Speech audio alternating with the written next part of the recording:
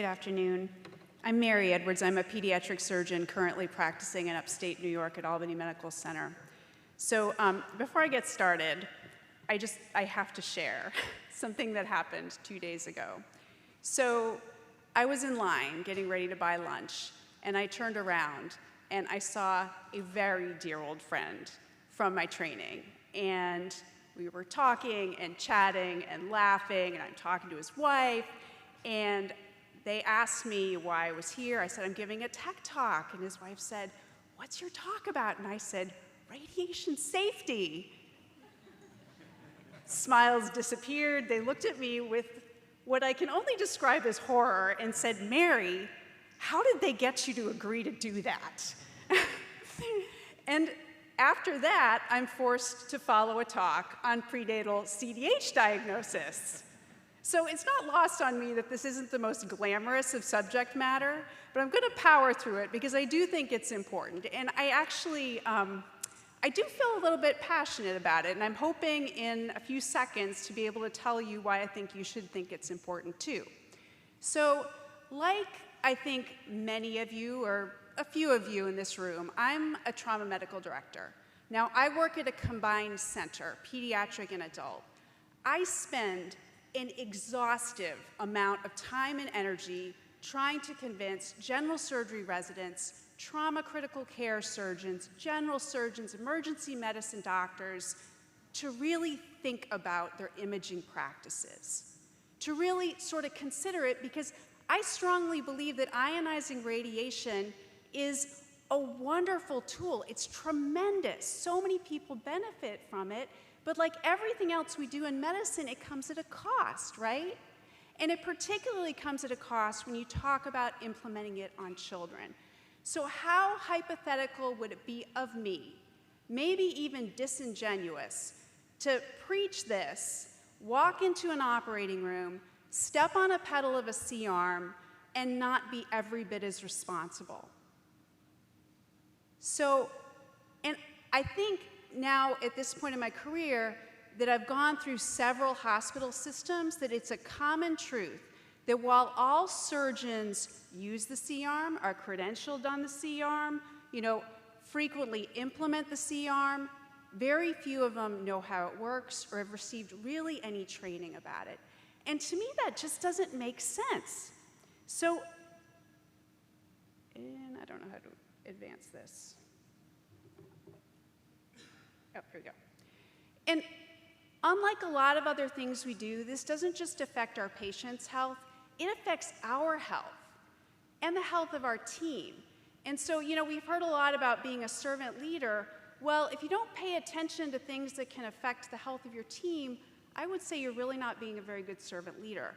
And finally, this is easy stuff.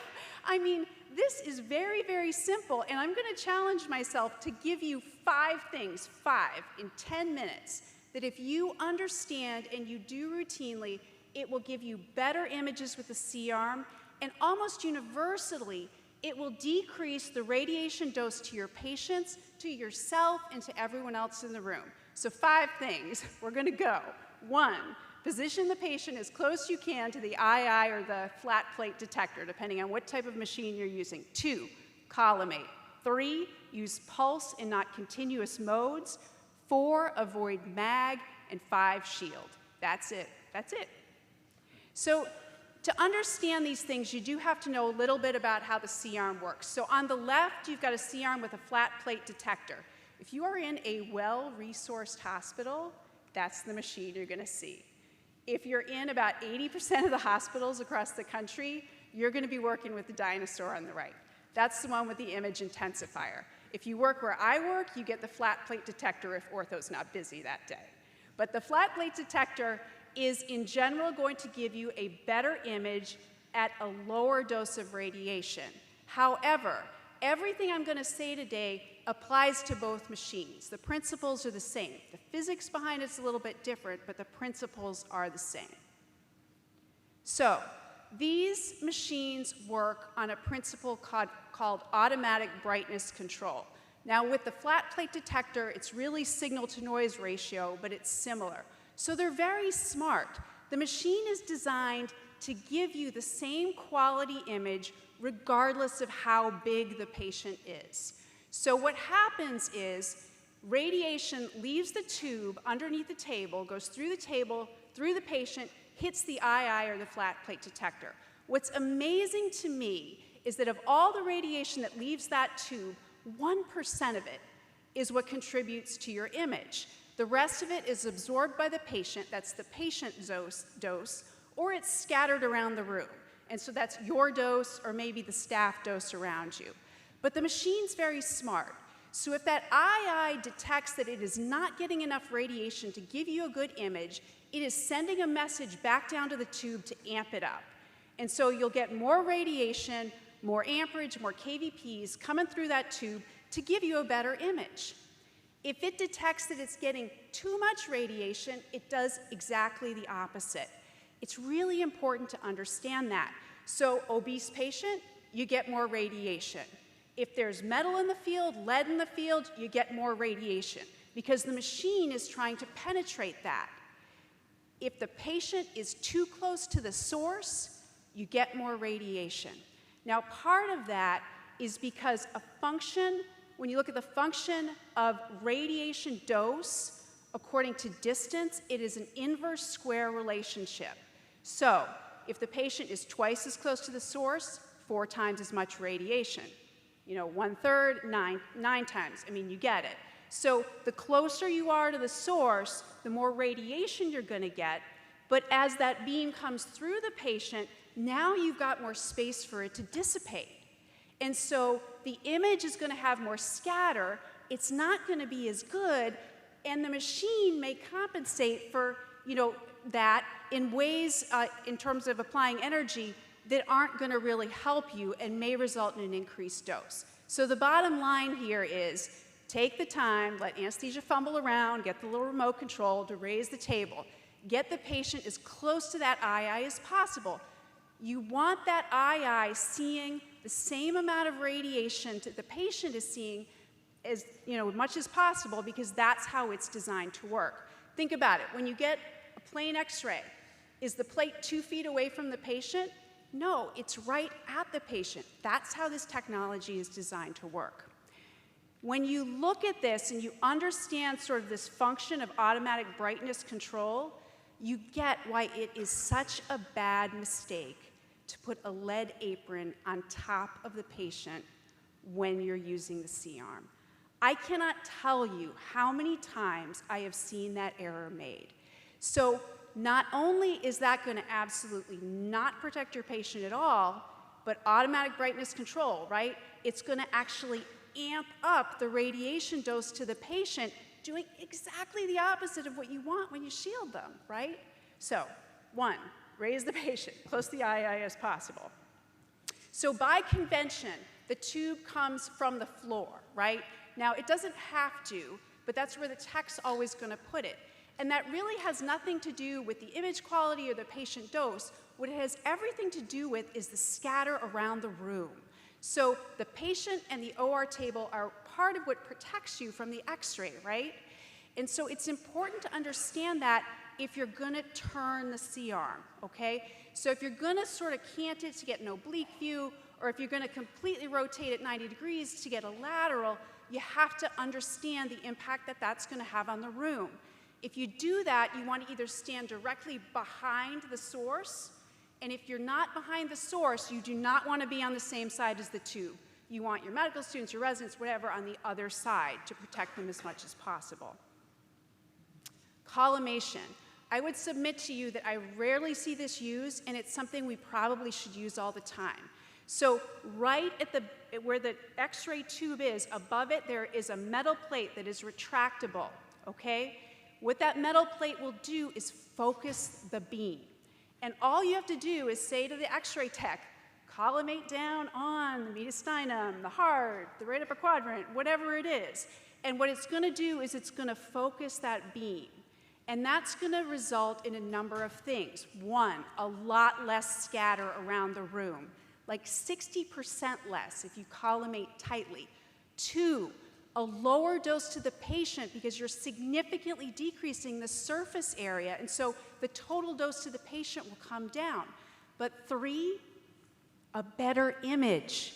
Because, again, automatic brightness control, that eye is seeing less radiation, so it's going to amp it up coming through the tube, but that amped up energy is going exactly where you want it. So these are a couple of esophograms I did, and hopefully you can appreciate that the one where there's collimation, you can see the esophagus so much better. You can see the mucosal detail, and this is entirely a function of collimation. It's really easy. You just tell the tech to do it. I would really encourage you to sort of play with it when you go back, to your institutions. I guarantee you can see the stones better in the biliary tree. You can see the tip of the catheter better in the heart. Now, you do have to be a little bit careful because in a very small patient, if you collimate too tightly, you will overexpose the image. It'll be grainy. It won't help you. But in general, it's really, really useful, and it significantly decreases the dose. Pulse versus continuous fluoro. So this is like the early days of animation where you had multiple stills and you flipped them together and it looked like it was moving. It's the same thing. So for the purposes of understanding radiation dose, you have to think that continuous fluoro is equivalent to 30 frames a second. So if you tell the tech, put it on pulse mode at 3 to 4 frames a second, well, now you've decreased the dose to the patient and to the room by 90%. That's a lot. And I will tell you, there are times you need to use continuous fluoro. If you're doing coronary angiography, you need continuous fluoro. If you're doing DSA, you need continuous fluoro. If you're watching a wire go through the mediastinum, you do not need continuous fluoro. Trust me, you don't.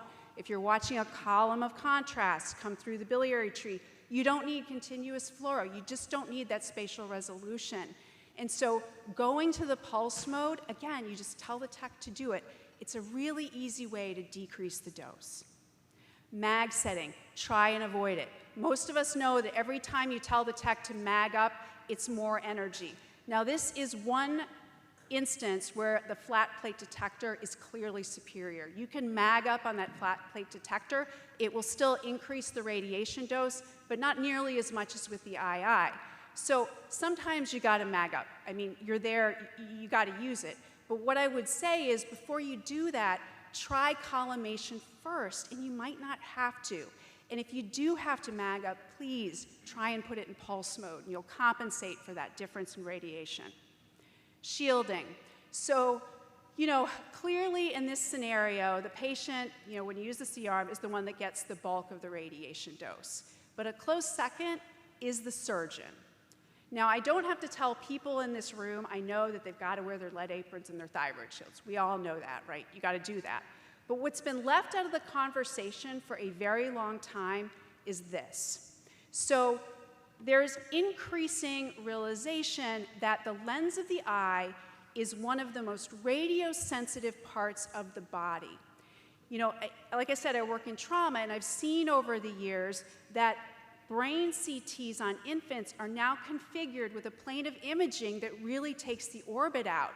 And it's because there's this worry that if you expose infant eyeballs to radiation, you're setting them up for cataracts in adulthood.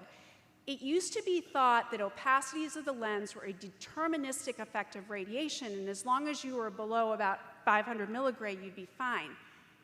It's really not thought that that's the case anymore. It's more of a stochastic phenomenon. And so stochastic phenomenons, like we all know of, there's no sort of, basement to it. It's cumulative, and it's over time. To give you some idea of how much the thinking on this has shifted, the International Commission on Radiation Safety a few years ago changed their threshold dose for occupational exposure to the eye from 150 millisieverts a year to 20. That literally had hospitals around the world scrambling because this was a big deal for healthcare workers. Now, the reality is most of us are not going to get to that threshold in our everyday practice as pediatric surgeons, but I got to tell you, and I'm speaking now to med students and residents and people that are looking at a 30 to 40 year practice using this instrument, get some lead glasses. I mean, I've been doing this for like 15 to 20 years now, and I gotta tell you, every time I go to the optometrist and I have to change my prescription, I seriously wonder if I had been smarter earlier in my life, if I would be having to do this. You know, I don't have any stock in Nike, but we have to wear eye protection anyway. You can get some of these things for 80 to 100 bucks. I mean, I drop that much in a month at Dunkin' Donuts on coffee. I mean, we talk about wellness, you know, this is our wellness. Take care of yourself. I'd really encourage you to think about doing it. So, 5 things. Patient close to the eye, collimate, collimate, collimate. Pulse not continuous, avoid the mag and shield. And I'm out.